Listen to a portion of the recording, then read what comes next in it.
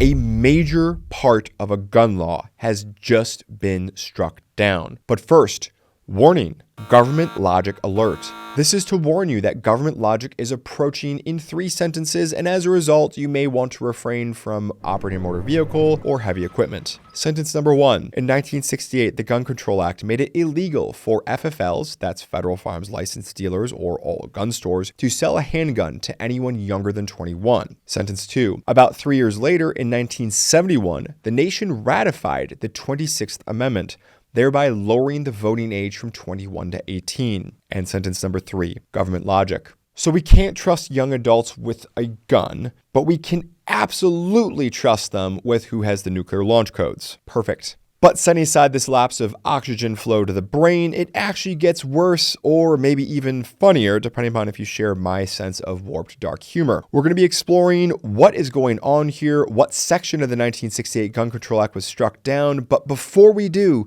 guys, there's a giveaway going on right now. It's in the description box below. It's going on right now. It ends really soon. It's for something that goes in a holster. I cannot tell you what, and it's not a scam. I have met people at expos and out and about who have told me that they have actually won these. This is very real. I met a guy at a gun store once, not my imagination, who said that he won one of these. He actually got it. It was very real, so be sure to check it out in the description box below. And as always, let's get into it.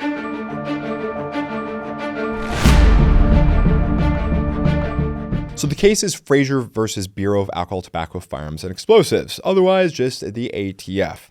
And the place is the Federal District Court of Virginia. 4 adults younger than 21 sued and argued that the law that prevented them from purchasing handguns from a federal licensed dealer was unconstitutional. By way of background, I just want to get out there that when gun laws started getting passed in the mid-19th century, that banned the sale of handguns to those under 21 years of age in some jurisdictions. Now, 21 years of age was the age of majority back then. So back then, that's when it was considered you became an adult. Of course, nowadays it's 18, unless you're trying to buy a handgun or alcohol. So this was very different legal grounds then versus now. I just want to kind of start with that, and maybe we'll circle back around to that. So for starters, all the usual players showed up. We, of course, have our 4 pro-Second Amendment plaintiffs.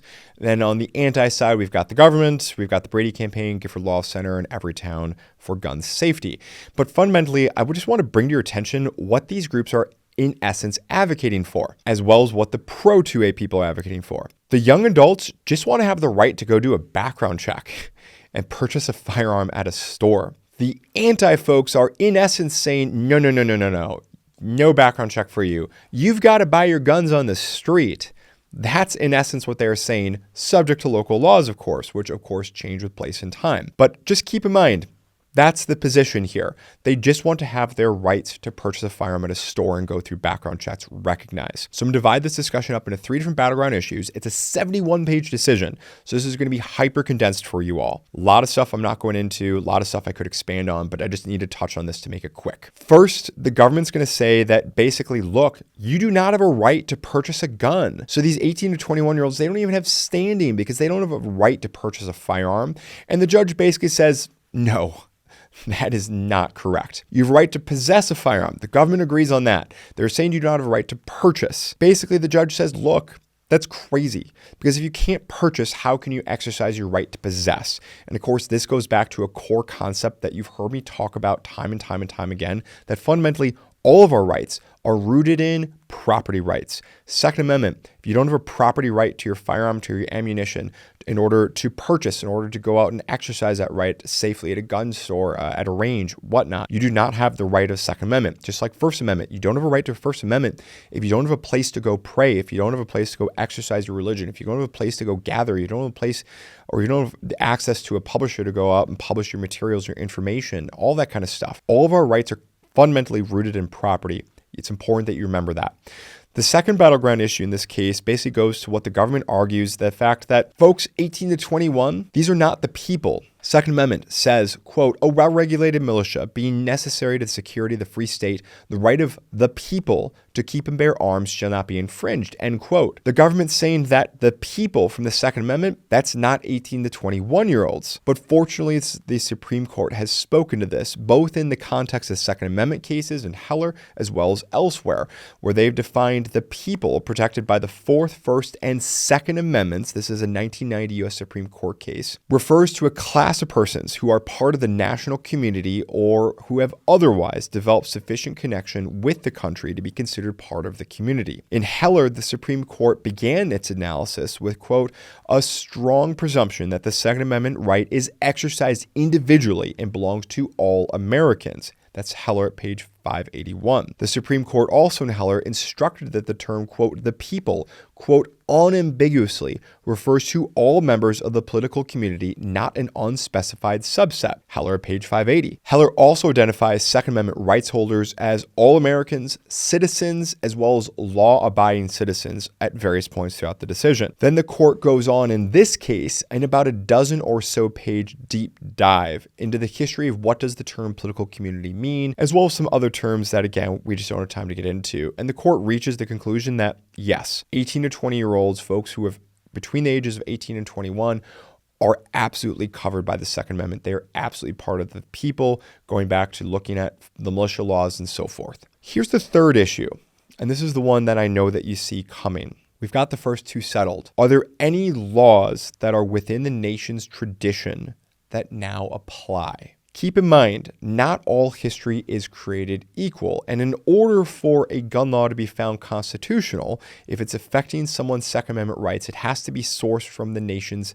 tradition of regulating firearms, from the Brune decision. So it's at this point where if you are reading the case, 71 pages of it, the case fractures into discussion on the colonial as well as the founding era militia laws. Keep in mind the Second Amendment was passed in 1791. So the laws are going to be usually considered kind of the most canonically accurate because, again, the U.S. Supreme Court explicitly warned that not all history is created equal. We really probably ought to be looking at the laws that are closest in time to what the founding fathers were thinking, what was going on. So we're talking about the recent colonial laws up until 1791. Of course, the United States War of Revolution happened in 1776, and then the early republic, typically ending at about 1830. This, of course, is not going to be good for the government, as you will see in a moment. But before we get there, guys, please take a moment, let us know that you like this kind of content, support the Second Amendment, click like. It tells the algorithm that this is good stuff, other people should see it. It tells USCCA that you like seeing me and you want me to come back here.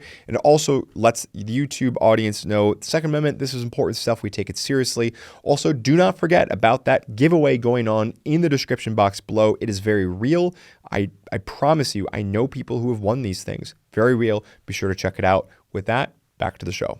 So the first laws that the government came up with to argue that it falls within the nation's firearm tradition come from 1856 from two states, Alabama and Tennessee. They sourced a third state as well from 1859, so all just in a couple years prior to the American Civil War. The third one came from Kentucky. Interestingly enough, those laws forbade the sale of firearms to minors. At the time, the age of majority was 21 years old. That teaser we dropped at the beginning, this is now circling back around to that. They do not say those under the age of 21 cannot possess. They say minors. One of them, I think, even actually says to boys or to young men. It doesn't even say anything about women. But again, I digress. In brief, how does the judge deal with this? Well, the judge says this doesn't even come close to being enough, either in specificity, volume, or location within our nation's historical timeline. So what would the judge be looking for in order to find that this was constitutional? Well, number one, we need something closer in time to the passage of the Second Amendment. So again, going back to the early republic, probably pre-1830 or so. That would be a lot better because all the folks who wrote the Second Amendment, who were involved in all those discussions, those folks were still involved to one degree or another, perhaps in government.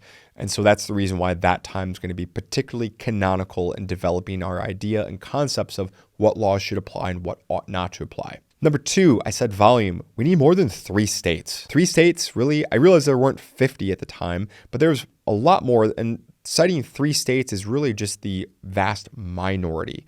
So you're saying, well, 3 states did this. not good enough. And also, course number 3 is we need more specificity about what ages. Basically saying, well, the age majority is the folks that you cannot, that's the cutoff of where you can sell firearms to or handguns to. Well, that would be 18 if we just translate that to today. And no matter how you cut it, the court basically says this is not good enough. If you're going to be stripping lawful adults of a core constitutional right, as outlined by both our founding fathers, as well as by multiple recent U.S. Supreme Court decisions, you need more, and this isn't it. This isn't close. So folks, there you have it in a nutshell. If you want to see a deeper dive about what constitutes the militia, about some of these early republic laws, or why those eras are going to be more important than others, be sure to let me know in the comment field below. As always, look forward to seeing your comments. And as always, I will see you in the next one.